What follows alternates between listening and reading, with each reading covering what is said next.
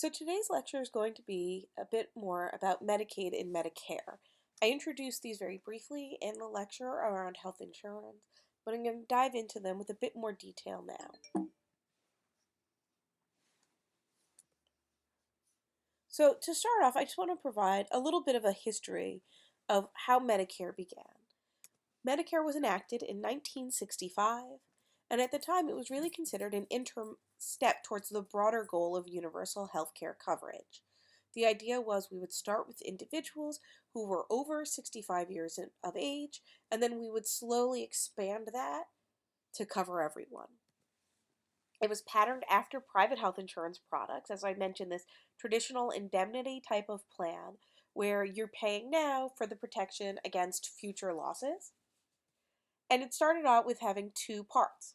Part A, which covered hospital insurance, and then supplemental medical insurance, which are now considered Part B and D. So currently, Part A covers inpatient hospital stays, things like skilled nursing facility stays, home health visits, hospice care.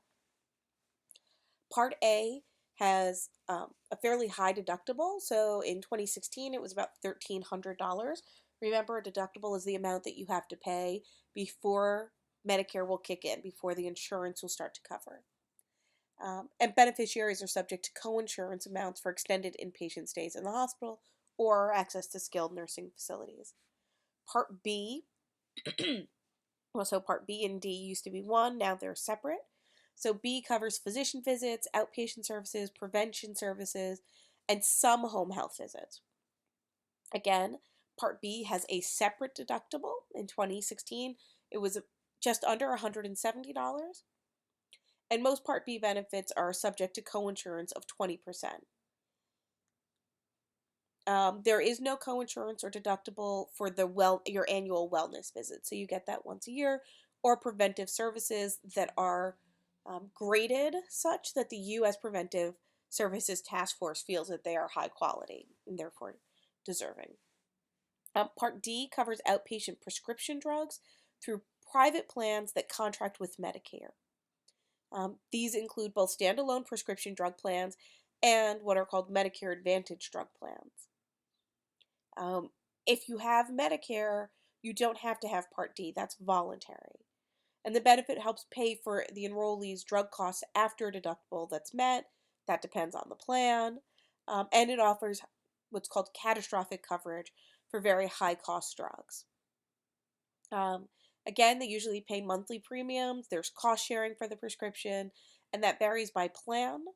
And 5% of total drug costs after reaching the catastrophic threshold are paid beyond that.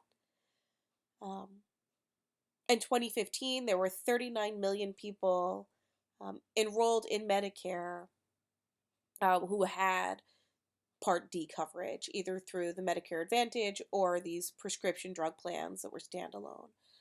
In addition to Parts A, B, and D, you noticed I skipped a letter, there is now also Part C. Okay, so Part C is this Medicare Advantage program, and this allows beneficiaries to enroll in a private health plan, such as an HMO or PPO, so a separate private plan, and receive all Medicare covered Part A and B benefits, and sometimes some Part D.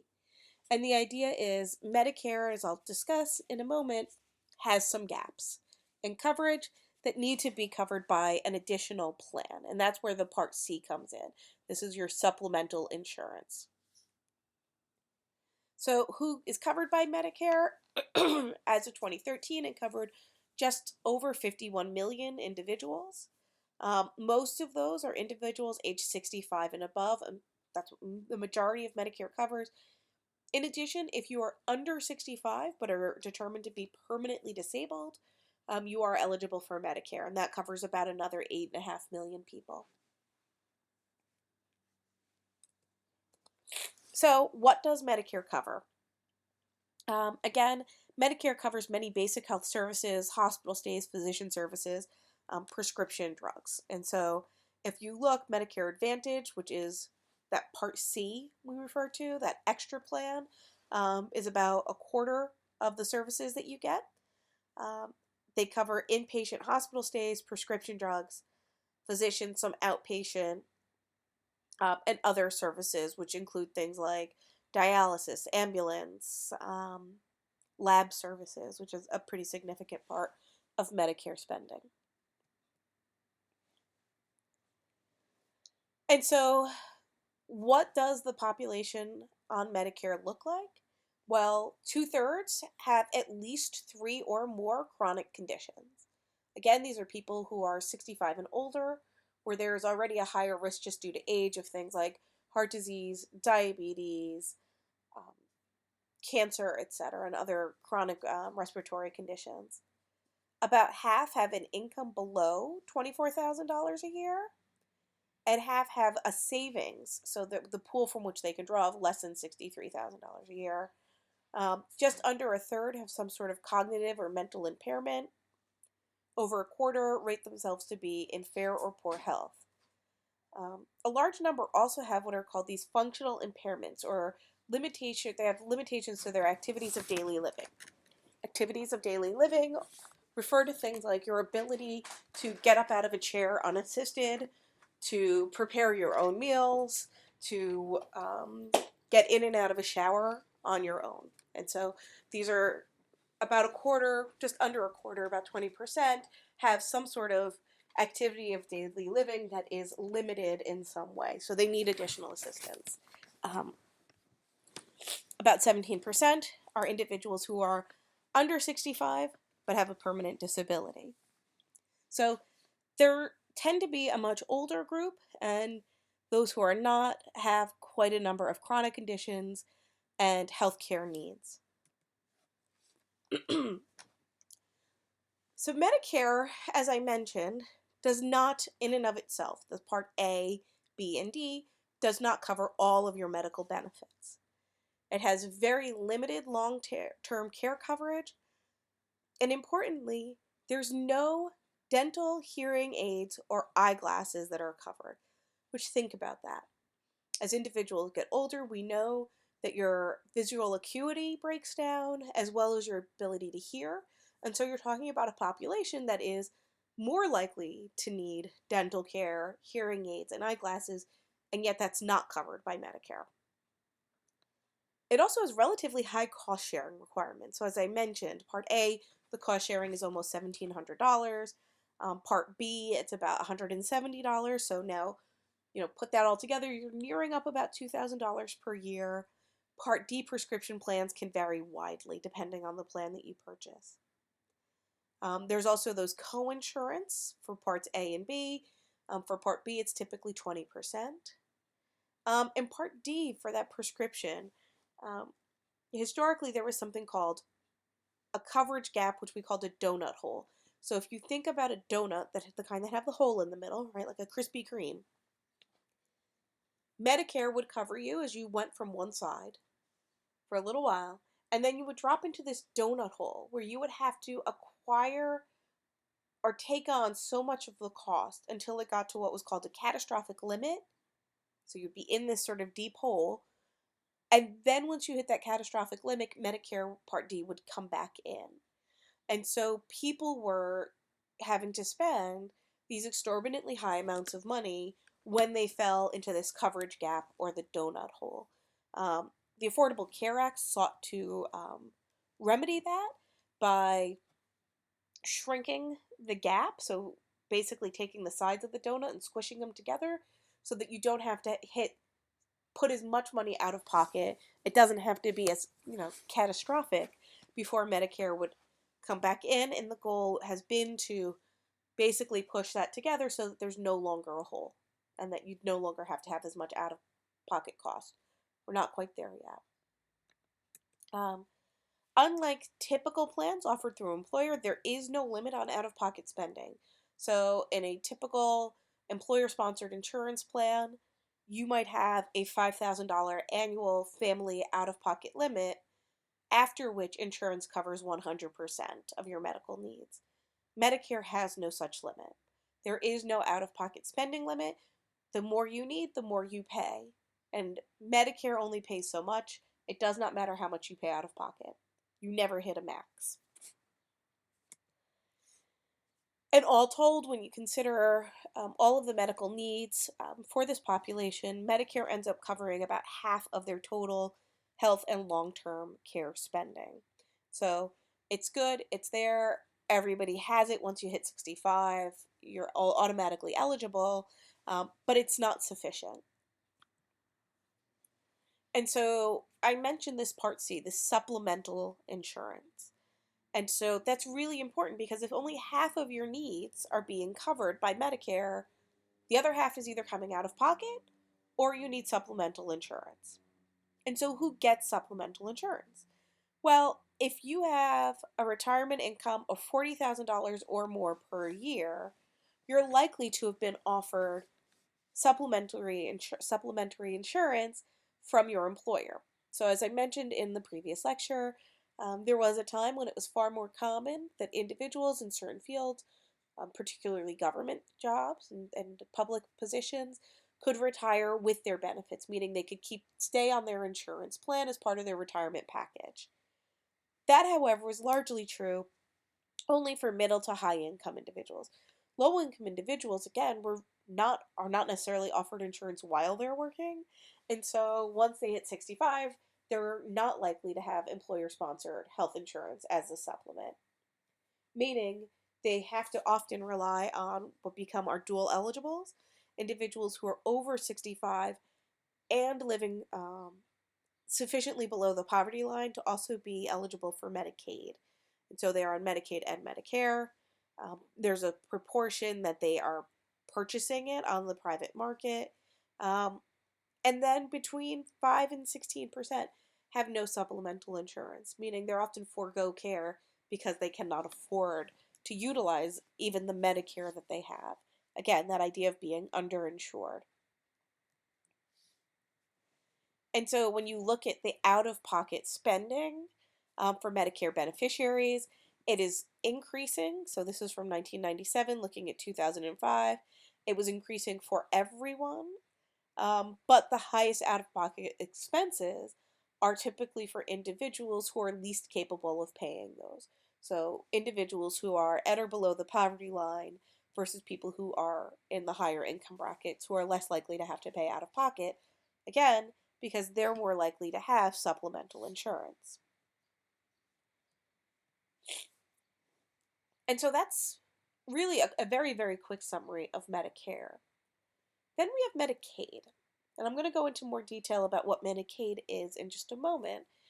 But when we talk about Medicare, which is for the elderly and the disabled, though it tends to be thought of as just for the elderly, right? So you've put in and you've paid your time. Medicaid are for individuals who are on the lower income scale, right? So more likely to be living in poverty. And so we end up with this terminology that gets used in the media, in popular press, in conversation, within politics, where we have Medicare beneficiaries, but we have Medicaid recipients. And there's a really important difference in those two words. Beneficiaries, it sounds like something that you've worked for and that you've earned, versus recipients, which are something that individuals, in terms of public opinion, Medicaid recipients are often seen as maybe not being deserving, they're poor, they're portrayed as being lazy, they're getting more than they deserve, right? So they need to just get up, get a job, work harder, and get more. And so there's this really interesting difference between these two programs and how they're generally perceived. So, what is Medicaid? Medicaid was also enacted in 1965, and it was part of Lyndon Johnson's Great Society programs. So, at the time, there was a strong Democratic majority in Congress, and both Medicaid and Medicare were designed as categorical programs, right? So, they weren't at the time universal, but they were thought of as Medicare will cover individuals over 65, Medicaid will cover the poorest of our poor. And then the idea was that there would be incremental change and they would slowly expand out so that everybody would eventually have coverage. The real thrust of that bill in 1965 was Medicare. Medicaid was added as a rider to the Medicare bill. It was what's considered sleeper legislation, right? So we're just going to add this little bit in. And they said it's not going to cost too much. And nobody was really looking at that part of the bill. It was really envisioned to be a very small program focusing on moms and kids um, who are living in poverty. So, is it a small program? Well, as of 2017, there were 70 million Americans who are covered by Medicaid. When you add in CHIP, which is the Child Health Insurance Program, which falls within the Medicaid program, you're up to 72 million. But as I said, this is categorical eligibility. It's not enough just to be poor. So Medicaid covers low-income children, pregnant women, parents, and other non-elderly adults, the low-income elderly, and individuals with disabilities regardless of age. And unlike Medicare, there's actually minimal cost sharing.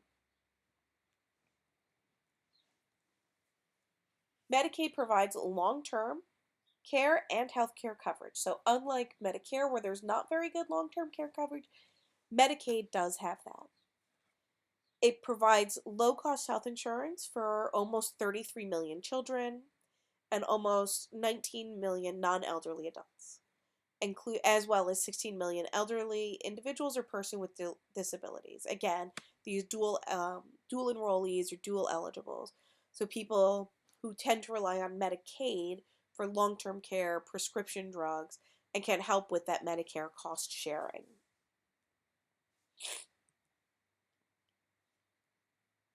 So before the Affordable Care Act, most low-income adults did not qualify for Medicaid because income eligibility for parents was very limited in most states, well below the federal poverty line, which in most states for 2016 was $11,880 for a single individual. So, in most states, to be eligible for Medicaid, if you were a single adult without children, you had to be earning less than $11,880 per year. And for quite some time, federal law excluded adults without dependent children from the program. And these rules left many poor and low-income adults uninsured. So, again, in order to be eligible prior to the Affordable Care Act, being poor was simply not enough. In the 1990s, states were able to provide these what called waiver options, and they were used to expand that Medicaid eligibility, and they introduced the idea of Medicaid managed care. And so, if we're looking at the 2017 poverty guidelines, and this is for the 48 contiguous states in Washington, D.C., the guidelines are slightly different for Hawaii and Alaska. If you are a single individual with an income of $20,000,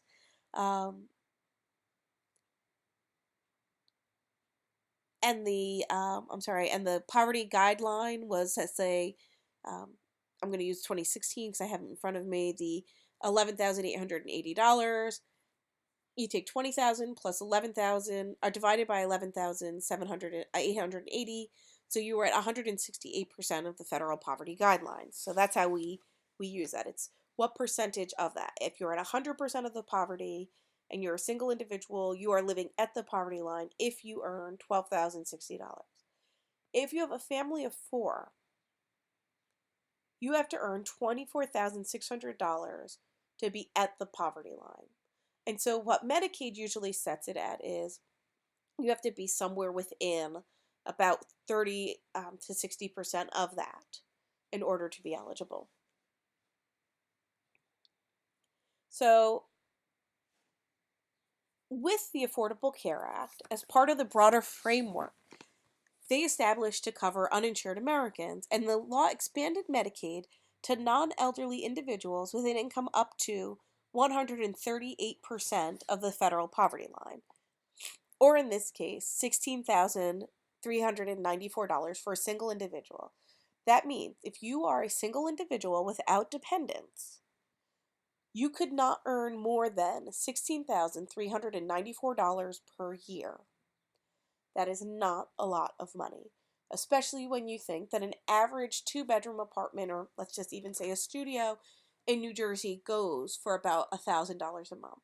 So right there, you have $12,000 of your income, 12,000, I'm sorry, um, yeah, $12,000 per year of your income going just towards housing, which leaves you very little for everything else. So 16,000 is not a lot of money.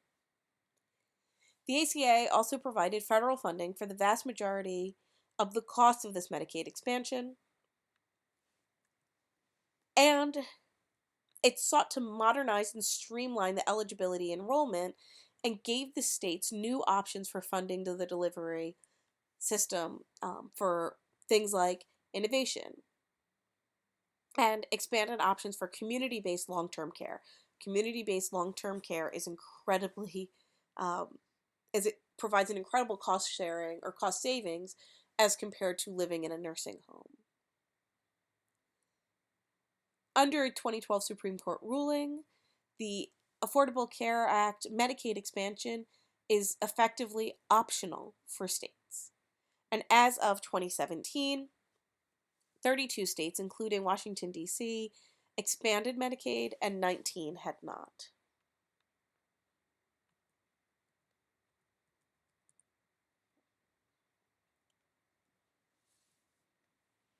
So, who's covered? What does this really look like? Well, Medicaid covers nearly half of all births. It covers 40% of all children, 75% of poor children. And reflecting more restrictive state eligibility rules for adults, Medicaid covers 40% of poor non-elderly adults. It covers 60% of children with disabilities, 30% of non-elderly adults with disabilities, including individuals with severe disabilities, developmental disabilities such as autism, traumatic brain injury, and serious mental illness, as well as Alzheimer's disease and other chronic conditions.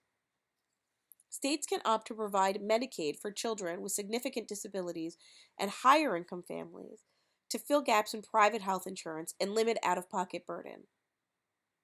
And Medicaid also assists 1 in 5 Medicare beneficiaries with their Medicare premium and cost sharing, and provides many of them with benefits not covered by Medicare, including long-term care, dental care, and vision. So being able to get your eyeglasses. If you think back a couple slides, I said, what is the perception of individuals on Medicaid? It's often that they're lazy, they're not working, they just need to get a job. But more than 42% of spending in Medicare and Medicaid is for people who are dual eligible, who are Medicaid and Medicare. And currently, 3/4 of non-elderly Medicaid enrollees are members of working families. Children make up about half of all Medicaid enrollees, non-elderly adults make up a quarter, and senior and people with disabilities make up about a quarter. So Medicaid covers many, but not all poor Americans. And so who's left out? Well, in the non-expansion states, 2.6 million adults with incomes below 100% of the federal poverty line fall into a coverage gap because their income exceeds that of their state cutoff for Medicaid, but they're too low to qualify for subsidies for private insurance coverage in the Affordable Care Act marketplace. And so you have individuals who are limited to some very specific low-income groups who are not yet eligible for marketplace subsidies, and those are the individuals who are still uninsured in our society, and they're still the most likely to be uninsured. And so who's left out? Who's in this coverage gap? Well, nationally, 46% of uninsured adults in the coverage gap are considered to be white non-Hispanic. 18% are Hispanic and 31% are Black. However, race and ethnicity of most of people in the coverage gap also reflects differences in the racial and ethnic composition between states moving forward with Medicaid expansion and states not planning on expanding. Several states that have large Black populations, Florida, Georgia, Texas, have not expanded Medicaid under the Affordable Care Act. And as a result, Black individuals account for a slightly higher share of people in the coverage gap compared with the total poor adult uninsured population. The racial and ethnic characteristics of the population in the coverage gap vary widely by state, mirroring the underlying characteristics of the state population. The work status of people in the coverage gap indicates that there are limited coverage options available for people in this situation. More than 6 in 10, about 62% of people in the coverage gap, are in a family with a worker, and half are working themselves. While workers could potentially have an offer of coverage through their employer, nearly half of workers in the coverage gap, about 47%, work for small firms where there are less than 50 employees that are not subjected to ACA penalties for not offering health insurance. Further, many firms do not offer coverage for part-time workers. A majority of workers in the coverage gap also work in industries with historically low insurance coverage rates, such as agriculture and the service industries. And so, if you look at family status, almost 3/4 of individuals are in families where at least one person is working. So, who would be covered if Medicaid expansion happened in all of the states? Well, if all states that are currently not expanding their programs would adopt the Medicaid expansion, all of the 2.6 million adults in the coverage gap would gain Medicaid eligibility. In addition, 1.4 million adults who are currently eligible for marketplace coverage, those with incomes between 100 and 138% of the poverty line, would also gain Medicaid eligibility. Through most of these, though most of these adults are also eligible for tax credits to purchase on the marketplace, Medicaid coverage would provide lower premiums and cost sharing than they would face in their marketplace coverage.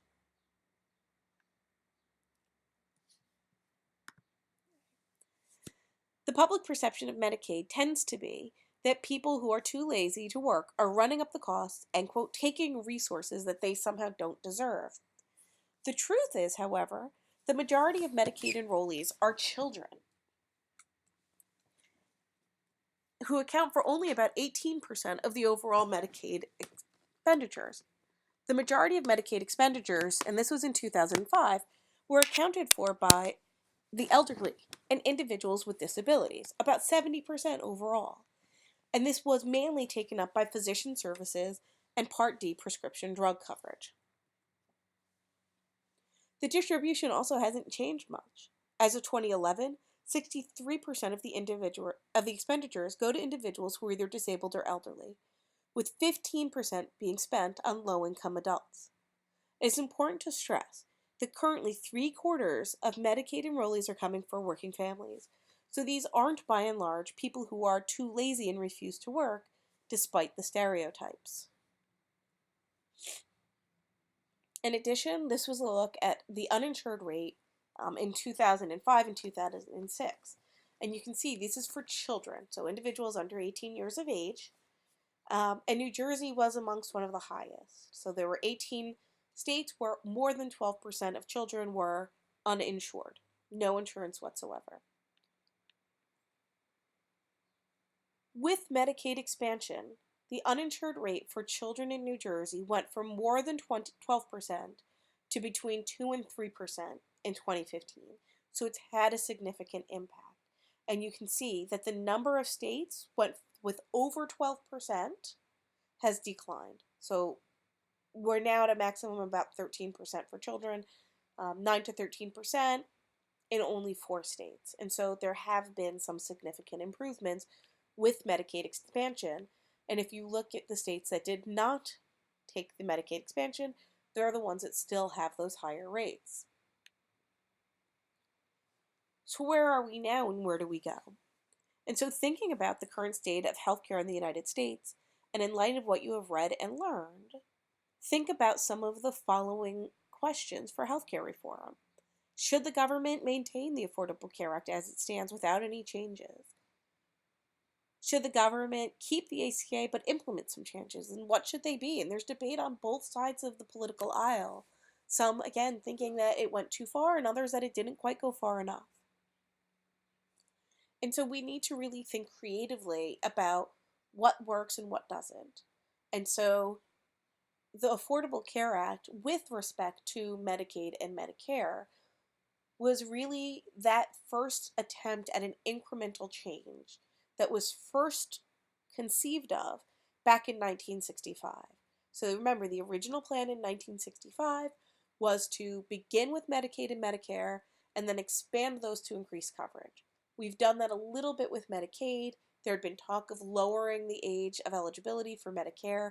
There's also been a lot more talk about increasing the age from 65 to 70 or 75 to try to save money.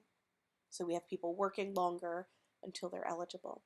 And so there's a lot of debate, there's a lot of sort of vitriolic debate, and I would encourage each of you to really think about this some more, because this will be a topic that comes up more and more in the field of public health, but one which you will certainly be tackling when you take your course on health policy.